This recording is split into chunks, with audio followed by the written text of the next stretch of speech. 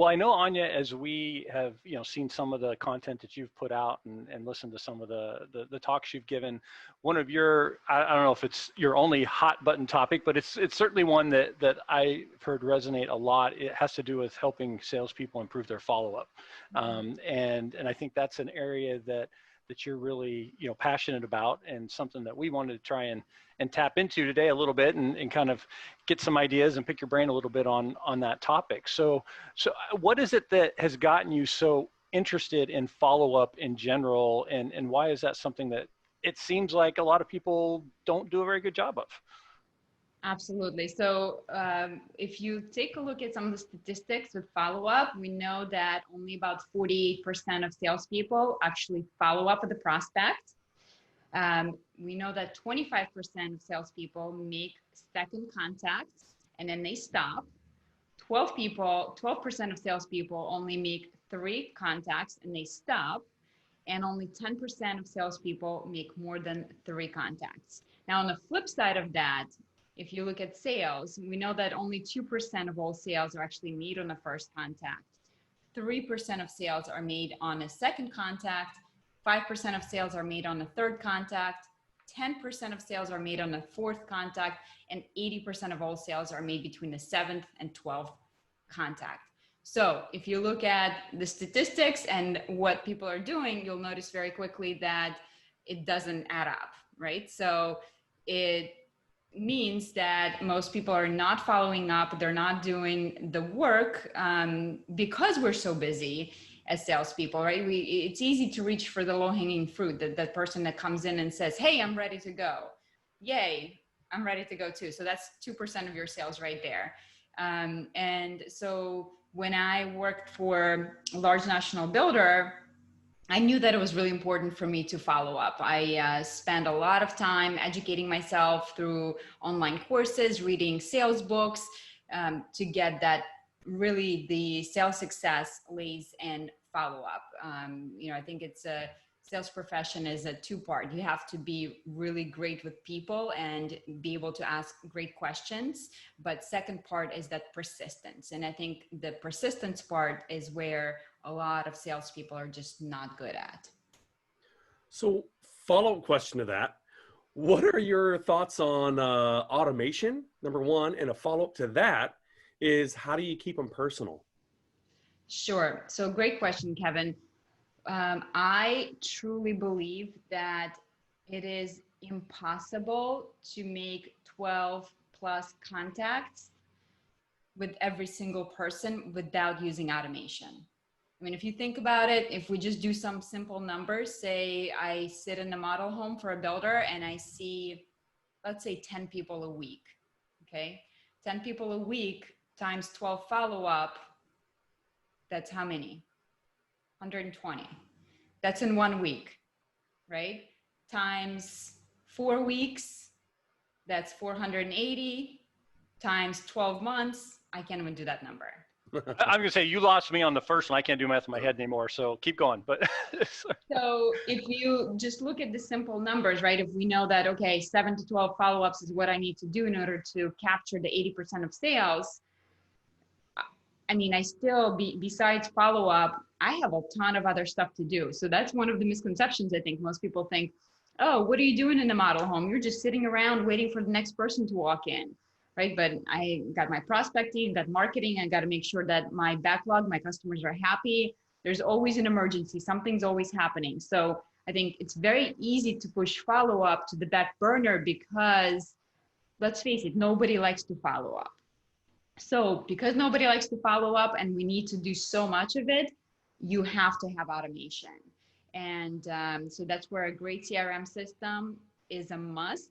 A CRM system that will allow you to automate your follow-up. Now, great question, Kevin. How do you make it personable? Because obviously we all see those emails that come through and we know they're generic emails. That's where you have to put some work in front of it and really make sure that you know your customer really well. So that's where you have to use segmentation with your prospects. So say you work for a townhome community, but you may have first-time buyers as well as downsizers who are attracted to your community for different purposes. Maybe you have some other type of customer. So I think step one is you got to identify, who is that customer that I have, who is my audience that I'm going to be talking to, and two, figure out what's important for them. How do I speak to them using their language so that when I have a downsizer come in, I'm not just going to put them in this generic follow-up to teaching them, hey, what it takes to save money for a down payment, or, how scary it is to buy a house. And these are the steps, because it's probably not relevant to them because they've gone through that process before. They're likely downsizing. So it's going to be issues that are going to be not relevant to them. Now, with a first-time buyer, that may be appropriate. So that's where I want to make sure I am segmenting my list, and I have a different type of follow-up for a different type of customer, and I'm speaking their language and addressing things that are really important to them. There's a lot of work that goes into creating those plans. This isn't just a 5-minute buy some software and set some things up and start sending emails. Where do you even begin with kind of figuring that out? You're absolutely right, Greg. So there's going to be some time that you'll have to invest in the front end in order to set this up. Again, it doesn't take a ton of time because if you think about it, I'm writing the same emails over and over again, right? So next time I have a customer that I interact with and they leave and I'm going to send that follow-up email, instead of just hit send, why not hit save and put it as step one in my follow-up to a similar customer? So you can start with that. And step two, okay, what kind of email I'm going to send to this customer? Again, instead of just hit send, save that email and put that into your follow-up program. So you can build out very gradually. Just start with as you normally would be working. Put a little bit more effort into writing that email and actually save it as a template or save it as the next step in the follow-up so that you can build that out. And then eventually I would love to see those emails being substituted by video emails so that they see your face and speaking with your customer as a human being and not just using text. Because again, if you look at text emails versus video emails, there's a big difference in open rate as well as response rate. And ultimately, we don't want to just follow up for sake of follow up. We want to follow up so that we get to the next stage, and that's responding and interacting with your customer. No, that's awesome. I want to go back just for a second to those numbers you threw out a minute ago. If I heard you correctly, you said something like only 25% make more than 2 follow-ups. Was that correct? And then you said 80% of sales are made after, was it 5? Typically like 7 to 12 follow-ups. 7 to 12. Okay, so 75% are never making more than 2, and 80% of the sales are happening after that. So it's really 25% of the salespeople doing 80% of the sales because they're actually doing the follow-up. Is that a fair analysis of those numbers? Again, I'm doing math in my head, so this is dangerous. Right. But I would say yes, absolutely. It's okay. That's why you have the sales rock stars, and if you talk to those sales rock stars, you'll know that follow-up is going to be very important for them. That follow-up is not something that they sometimes do. Follow-up is something that they consistently do. Awesome. Consistent follow-up is what really going to take you to that next level. I have to confess, maybe I shouldn't confess, we're in a place other people are going to hear, but I'm not the best at follow-up in our sales process either. And we're not selling homes, we're selling marketing services and websites, but I just wonder if those numbers would apply to our process as well. Greg, if you think about it, it's not that I don't want to buy your marketing services or a new home. It's just that I have a life and I'm busy and things happen. And so if you just follow up with me once, I may be very interested, but, I had to go pick up my kids or do something and it took my mind off of things and twice. And again, I'm busy, I can't respond. So you want to stay on top of your customers' mind so that when they're finally ready to make that step, you're the person that comes to mind because, hey, Greg stayed in touch with me this whole time. He followed up. Maybe it didn't happen on the first, second, or third interaction, but he was persistent. And that persistency shows to me as a customer that Greg actually cares, that Greg actually wants my business. He's the one who's staying on top of it, not the other guy. So who am I going to give my business to? I'm going to give it to the guy who cared enough to see this through. And I think totally agree.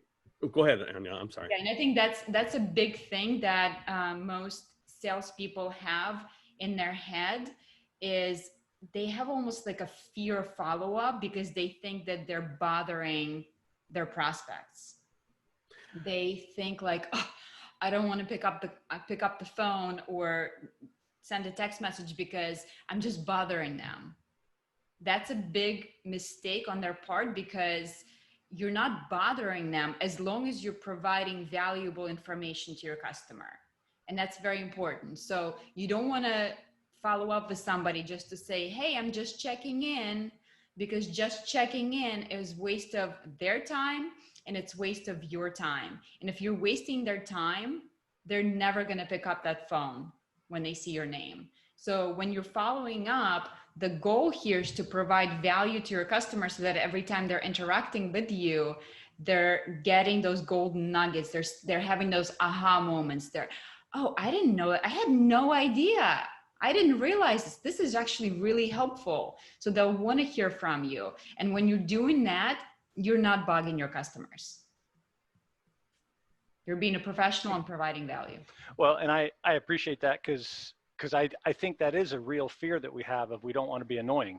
You know, we don't want to be a bother. And I've certainly had people bother me, you know, when they're trying to sell me something. And it's a challenge, but that idea of how do we bring value? So I'd like to see if we can connect that idea of bringing value to another thought, and that is how can the sales team use some of the tools and technologies that we have, like on the website, whether that's, you know, a blog article or whether that's the interactive floor plans or some of these other tools. I see that as an opportunity to bring some of that value in the follow-up process by reconnecting them back to that. Would you agree with that, or any thoughts on that? Absolutely. I mean, you know, you probably have a gold mine on your website already, right? The marketing team's probably been putting time writing those articles and trying to create that SEO, right? So now let's use that with our customers. So couple of things there. One, if you're like, okay, how do I provide that value? What do I talk about? I would start with your company's blog, right? Go in and see what blogs have already been written, and you can use those blogs to follow up with your customers, whether you recap that blog in a quick video and send it to them and say, hey, for more information, check out the blog, and link it back to your website, because you remember you always want to take them to the website. Whether you do a post on social media and educate your customers about that particular blog topic and say, hey, for more information, please check out my website. So again, you're taking customers back to your website, and hopefully your website has some tracking device on it, right? The cookies and potentially Facebook tracking, so that you can follow up with your customers later on and show them some additional ads, etc. And we know that most people during quarantine, at least, are not necessarily visiting you in the model home anymore, right? They're online, visiting you online, checking out floor plans online, looking at virtual tours online. And according to Zillow, that trend will continue beyond quarantine because people are enjoying doing that. They actually prefer to do it online versus doing it in person, at least a good chunk of them. So you as a sales professional have to embrace the idea of interacting and meeting your customer where they are, and that's online. That means you have to make sure that you're not just letting them wander through it by themselves, but hey, why not set an appointment online and let's walk your customer through going through that house virtually together, so that you can describe to them, you know, what's different about this house versus your competitors. How can you use that space? And you'd basically use the same exact techniques that you would when you're in person, asking a lot of questions so that you can learn about your customer, so that you can position the best product possible for their needs. So Anya, at IBS back last January, I believe you did a presentation about sales versus marketing and whose job it was, or part of that. And I see, okay, we're talking about salespeople trying to use tools, but marketing is kind of responsible for creating some of those tools to make available. When there's a disconnect there where marketing doesn't know that sales will use these, or sales doesn't know that they're even there to use, how do we bridge that gap? Any thoughts on how we get those two sides talking better? Absolutely. So that's been the lifelong struggle, right? How do we get the salespeople and the marketing people talking? Because oftentimes, especially for large builders, they are completely separate entities. You have your marketing department, you have your sales department, and they don't connect to each other. They don't talk. So salespeople don't necessarily know what tools are available to them, and marketing people are creating something that they have no idea how salespeople are going to use it, whether they're going to use it, and if they're even building it for the right person. So my biggest thing is make sure if you have separate sales and marketing department that you have them talking to each other. So that could be as easy as the marketing person attending your weekly sales meetings and telling your salespeople, hey, one, we have this, we have that, we have this, so that when you're having those conversations online, you have those resources available to you. And oh, by the way, what trends are you guys seeing when you're having discussions with your customers, so that we can address that and create specific marketing for that. So they have to talk to each other. And I think one of the trends that are emerging from this whole quarantine situation is that I think we're going to see the new salesperson of the future is going to be kind of that hybrid of the marketing person, the technology person, and the salesperson. I actually 100% agree with that, because I think that a lot of salespeople think I just want to go in, I want to do my job, I don't even want to enter my stuff in the CRM, although they should be required to or be fired. But I have a very harsh opinion on that, by the way. But what it really comes down to is understanding those different departments and how you can actually leverage them to your advantage. You need to understand what marketing programs are going out as a sales professional, so you can participate with them and not look like an idiot when somebody comes in and says, hey, I'm here for the free coffee mug to come tour the home. I don't know if builders do that, but you get the gist. So it drives me nuts when sales don't understand what marketing is doing, and marketing doesn't tell sales what they're doing. They just run out with a new program. By the way, here's this new program. At least let me know what's going on, right? Absolutely. And to address your point about use CRM or be fired. So I agree with you, but to the flip side of that, builders have to use a CRM system that's not this ancient CRM system that is slowing me down. Because as a sales professional, I'm literally juggling, plates in the air, 12 plates in the air. Last thing I want is to do something that is going to slow me down, that's going to require me to do a lot of manual input. So I'm a strong advocate for using iPads for registration. That registration goes straight to my CRM system so that I don't have to deal with, oh, I can't even understand their handwriting, and then transferring that into my CRM system. No. You have them fill it out on a mini iPad, and then as you walk with them through the model home, you can bring that iPad with you and you can enter notes directly into your CRM about that prospect, so that you don't have to do all this extra work.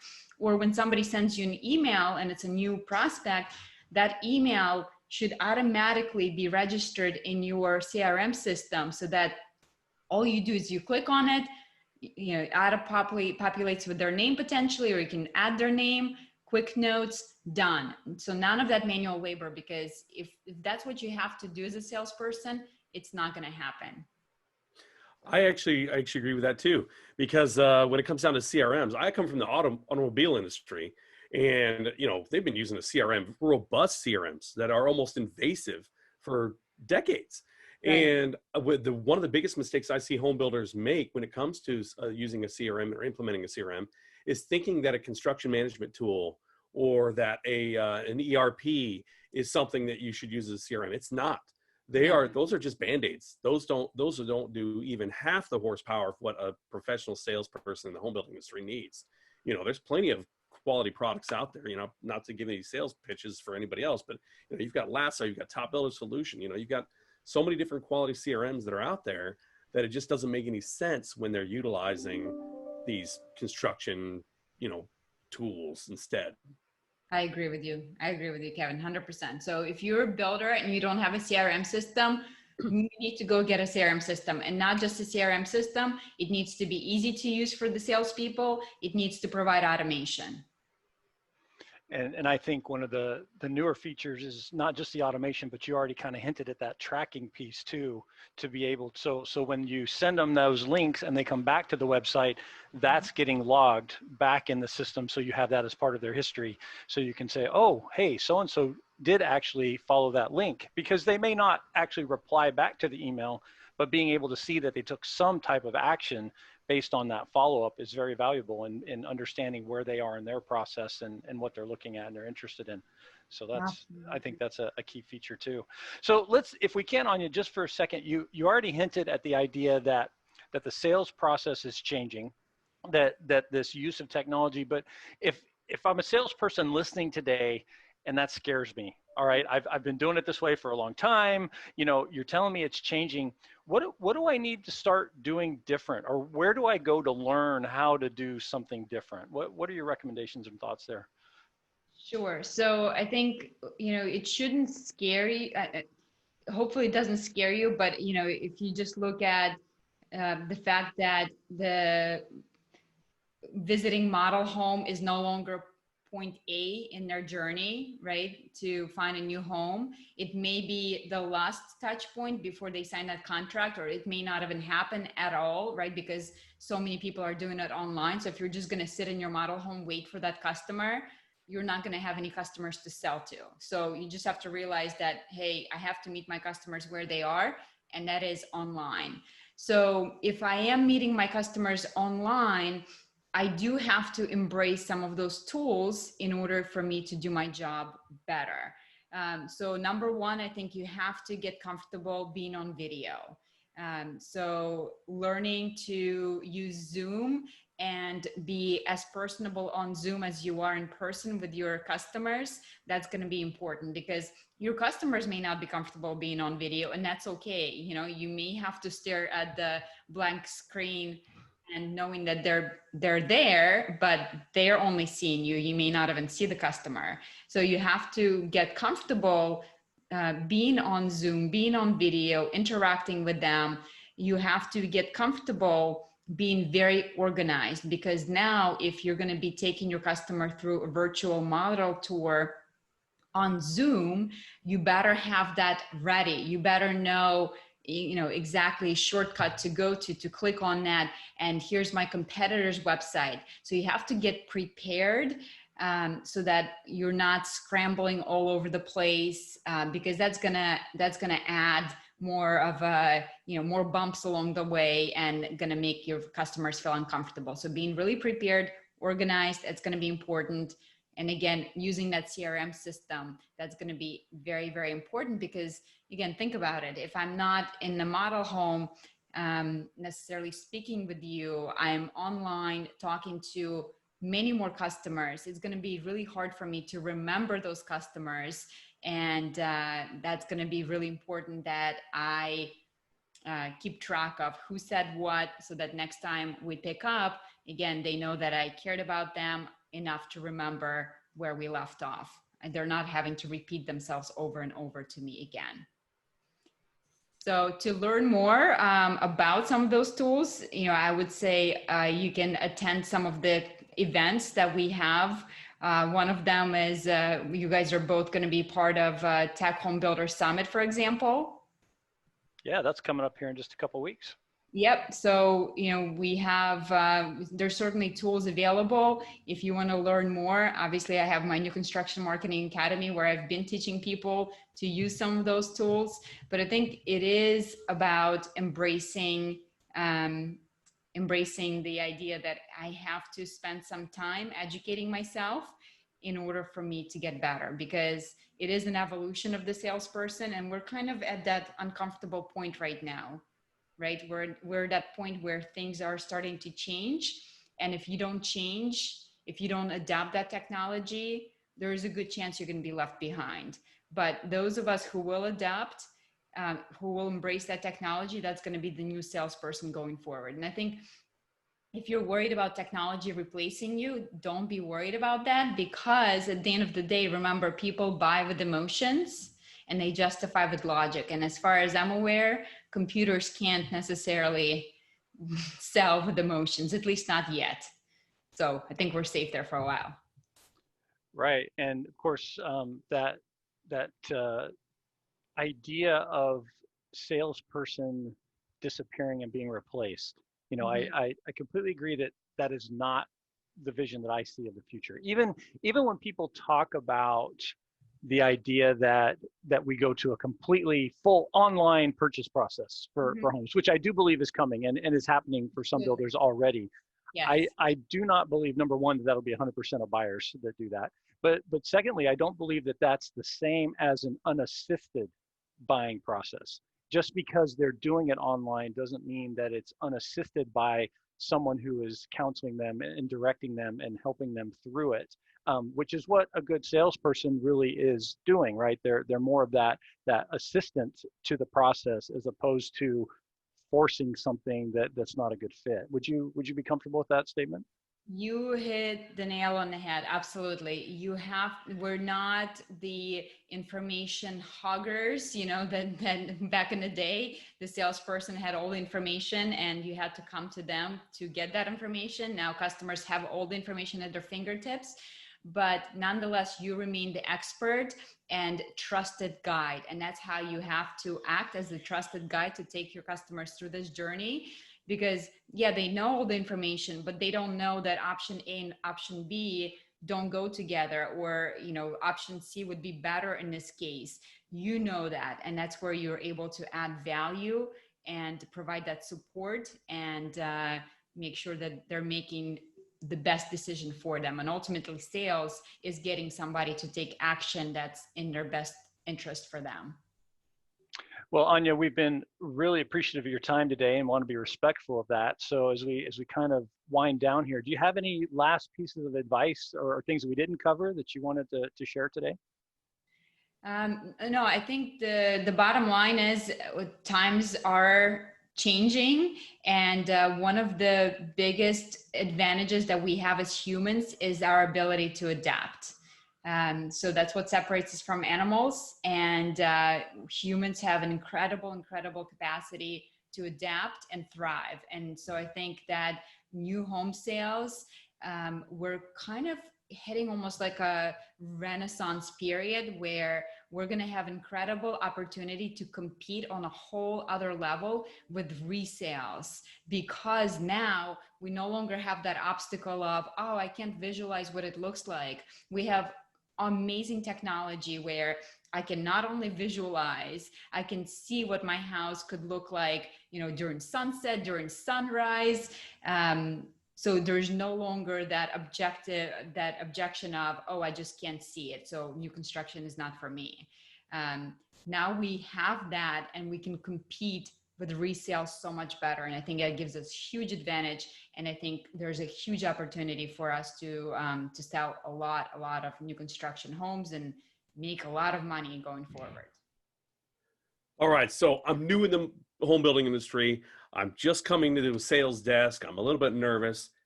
How can I reach out to you, and how would I get in touch with you to get with the new Construction Marketing Academy? And can you let me know just a little bit more about what that is? So you can reach me at anyachrysanthemum.com. That's where I have my weekly podcast, and I share a lot of information there. You can also take my free Effortless Follow Up class. right on there as well, and learn about New Construction Marketing Academy through that. Basically, what New Construction Marketing Academy is, it's an online school where you can access it at your comfort, in the comfort of your own home and your own time. And I basically take you step by step through the process of, okay, how do I decide who's my ideal customer? How do I draft those messages? How do I use the technology in order to create this follow-up system, and all the steps necessary so that it's not an overwhelming process for you. It's a step-by-step system. Awesome. And Anya, we'll drop some links in the show notes to those as well, so people can follow those links there too. Thank you. I appreciate that. Thank you so much for your time today. We really appreciate it. I know I've learned a lot. I got to go improve my sales process, Yes. as soon as we get done here. And everyone, if you've learned something from Anya, please check out her information and reach out to her. I'm sure she'd appreciate that. Thank you, everybody, for listening today. Please join us again next time on the Home Builder Digital Marketing Podcast. I'm Greg Bray with Blue Tangerine. And I'm Kevin Weitzel with Outhouse. Thank you. Thank you so much for having me.